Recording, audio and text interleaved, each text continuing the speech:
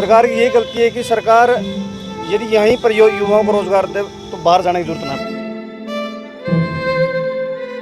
आजकल वैसे बच्चों में क्रेज हो रहा है कि बेरोजगारी को देखते हुए यहाँ रोजगार रहा नहीं।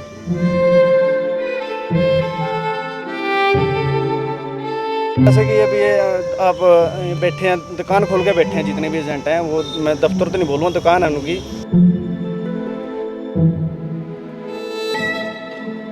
हमें ये लगता है कि ये तो एक तस्कर गिरोह है, ये एजेंट नहीं है, ये तस्कर गिरोह के हमारा। हाँ साहब, क्या मामला है पूरा बताएंगे तो, जब कबूतरबाजी का मामला सामने आया? बात ये है जी, 3 महीने पहले, आजकल वैसे बच्चों में क्रेज हो रहा है कि बेरोजगारी को देखते हुए यहाँ रोजगार रहा नहीं। बच्चे दाएं बाएं जाने की कोशिश करते हैं, गलत हाथों में शिकार हो जाते हैं। 24 मार्च की बात है, भाई शिव कुमार ने अपने बेटे को बाहर पहुंचाने के लिए कलायत के उमरपाल राणा, जींद के सैनी साहब हैं और प्रेम है कैथल से, जींद के पवन सैनी हैं और ये क्या नाम प्रेम है जो कैथल से है। इन एजेंटों के बेरनी कहाँ से किसने मलवाया, ये गांव में जाकर इनसे मिले, 12 लाख में बाहर पुर्तगाल भिजवाने बारे बात हुई। इन्होंने अपने बेटे को 26 तारीख को उनके हवाले कर दिया, 26 मार्च को। तो 7 अप्रैल को इन्हों से 11 लाख रुपए नगद और 1 लाख रुपए बाई RTGS करवाए। तो पीछे 8 जून तक इनकी अपने बेटे से बात होती रही, लेकिन उसके बाद अपने बेटे से कोई बात नहीं हुई।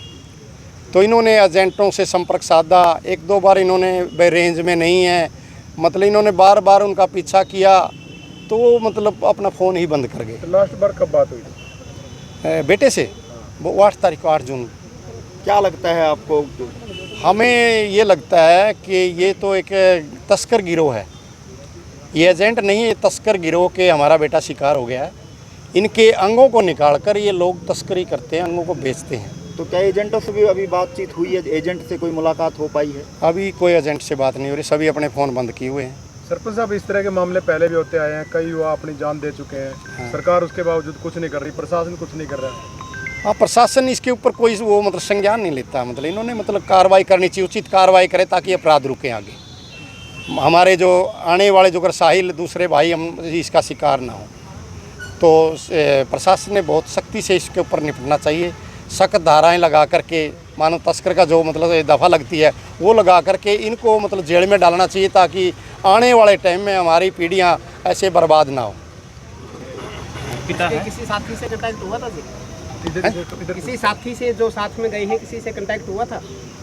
ये शिव कुमार का कांटेक्ट हुआ था, ये बता देंगे इनके पिता से बात कर रहे हैं।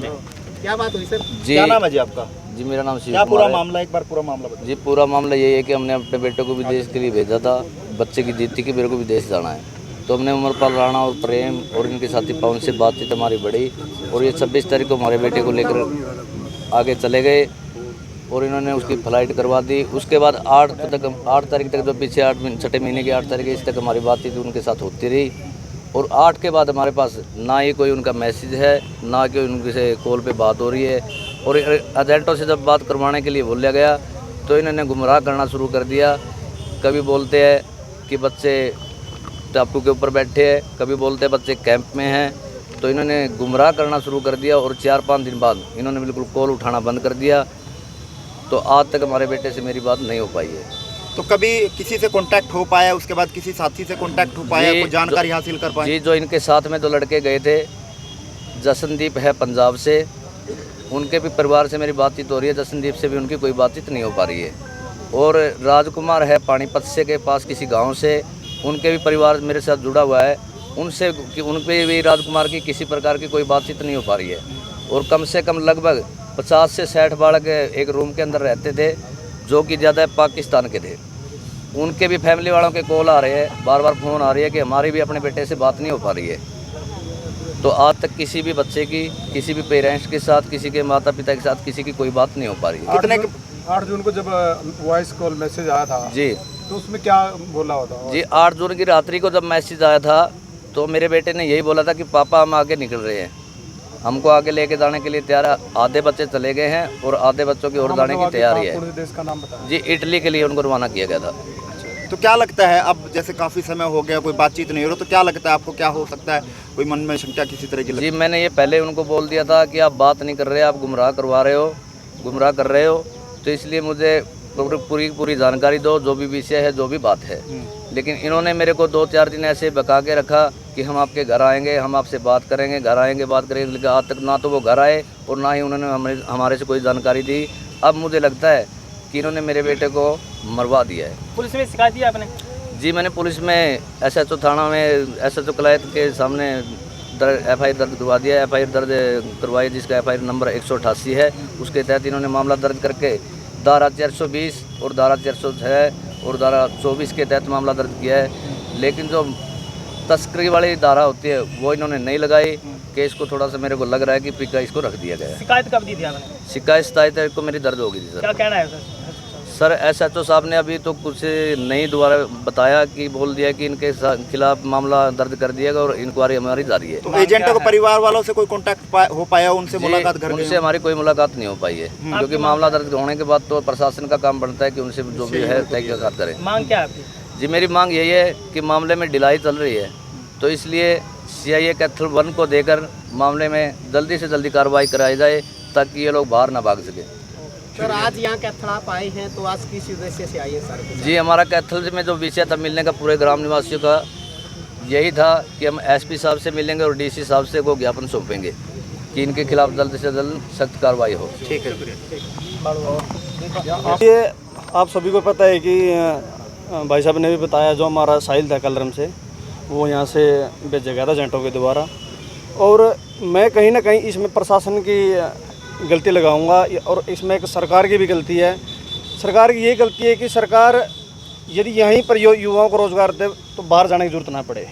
तो दूसरी बात ये यहाँ पे ये मामला आज पहली बार नहीं हुआ है, ये इससे मामला पहले एक मटोर का भी हुआ था, वो भी अपनी जान से हाथ धो बैठा, वो एजेंटों की गलती थी, वो भी मेरा रिलेटिव था। तो ये मामला आज पहली बार नहीं हुआ, ये मामले बहुत बार हो चुके हैं और प्रशासन इसमें मतलब एक कोई बैन नहीं लगा रहा। जैसे कि अभी ये आप बैठे हैं, दुकान खोल के बैठे हैं जितने भी एजेंट हैं, वो मैं दफ्तर तो नहीं बोलूँगा, दुकान है उनकी, और उनके पास कोई लाइसेंस नहीं होता।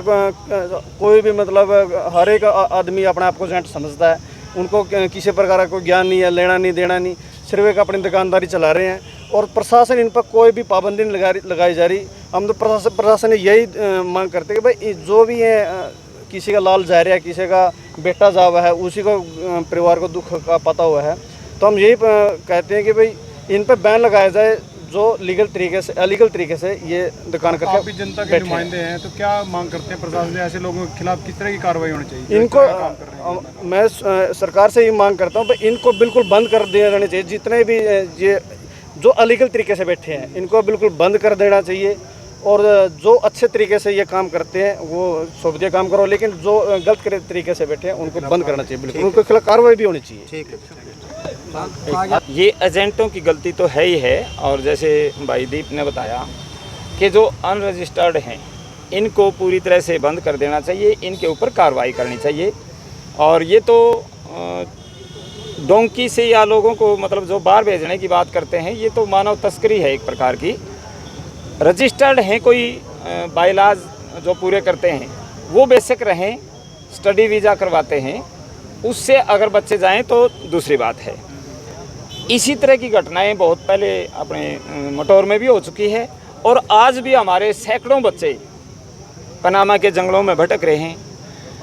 इसका जिम्मेवार सीधी सीधी तो सरकार है, जो ये एजेंट बच्चों की मजबूरी का फ़ायदा उठा रहे हैं और पेरेंट्स अपने दिल के टुकड़े को अपने से अलग करके जंगलों में भेज देता है।